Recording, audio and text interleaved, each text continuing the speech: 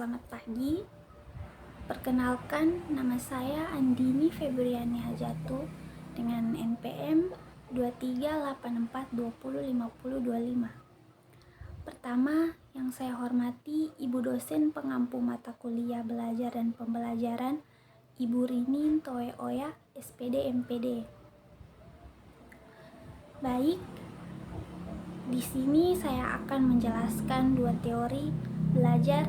Yang pertama, teori belajar kecerdasan ganda dan teori belajar kognitif. Saya akan menjelaskan pengertiannya, apa kekurangan dan kelebihannya, dan juga cara penerapannya dalam pembelajaran. Baik, yang pertama di sini saya akan menjelaskan teori belajar kecerdasan ganda. Apa itu teori belajar kecerdasan ganda? Teori belajar kecerdasan ganda oleh Howard Gardner menggambarkan bahwa kecerdasan tidak hanya terbatas pada kecerdasan verbal dan matematis, tetapi juga meliputi berbagai jenis kecerdasan lainnya, seperti interpersonal, intrapersonal, visual spatial, musikal, kinestetik, naturalis, dan juga eksistensial.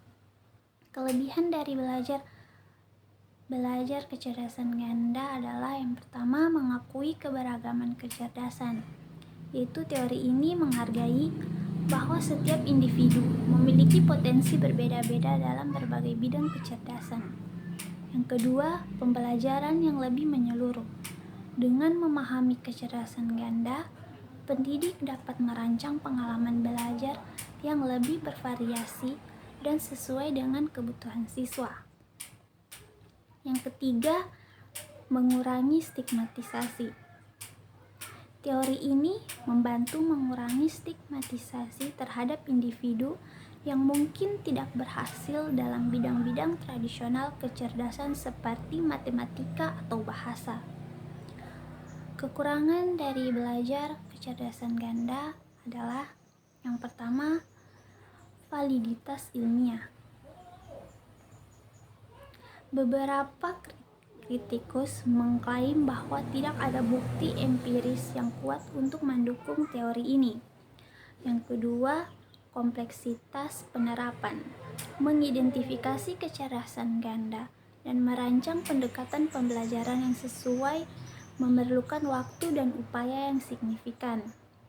Yang ketiga, ada potensi stereotipe. Pendekatan yang salah dalam penerapan teori ini bisa menyebabkan stereotipe terhadap individu berdasarkan jenis kecerdasannya. Adapun cara penerapannya dalam pembelajaran. Yang pertama, pengenalan kecerdasan ganda. Mulailah dengan memperkenalkan konsep kecerdasan ganda kepada siswa dan staf sekolah. Yang kedua, penilaian kecerdasan.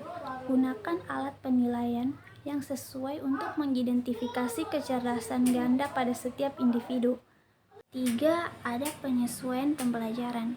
Sesuaikan metode pengajaran dan penilaian untuk mencakup berbagai jenis kecerdasan. Yang keempat, ada kolaborasi tim, di mana melibatkan guru, siswa, dan orang tua dalam proses penyesuaian pembelajaran dan penilaian. Dengan menerapkan teori kecerdasan ganda secara efektif, pendidik dapat menciptakan lingkungan pembelajaran yang inklusif dan bervariasi yang mendukung pertumbuhan holistik setiap siswa. Baik, itulah penjelasan dari saya tentang teori belajar kecerdasan ganda, dan saya akan lanjut di teori belajar kognitif. Baik, yang kedua ini saya akan menjelaskan tentang teori belajar kognitif.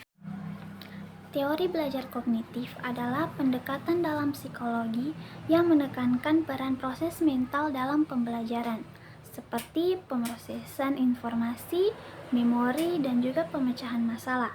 Kelemahan teori ini mungkin termaksud kesulitan dalam mengukur proses mental secara langsung dan fokus terlalu besar pada aspek individual, mengabaikan faktor sosial. Namun, kelebihannya adalah memperhatikan peran pemahaman dan pengolahan informasi dalam pembelajaran. Penerapannya meliputi penggunaan strategi pembelajaran yang berfokus pada pemecahan masalah, memori, dan metakoneksi, serta penggunaan teknologi pendidikan yang meningkatkan pemahaman dan penerapan konsep kognitif dalam pembelajaran. Sekian, itulah yang bisa saya jelaskan dari dua teori belajar, yaitu teori belajar kecerdasan ganda dan teori belajar kognitif. Kurang dan lebihnya saya mohon maaf. Wassalamualaikum warahmatullahi wabarakatuh.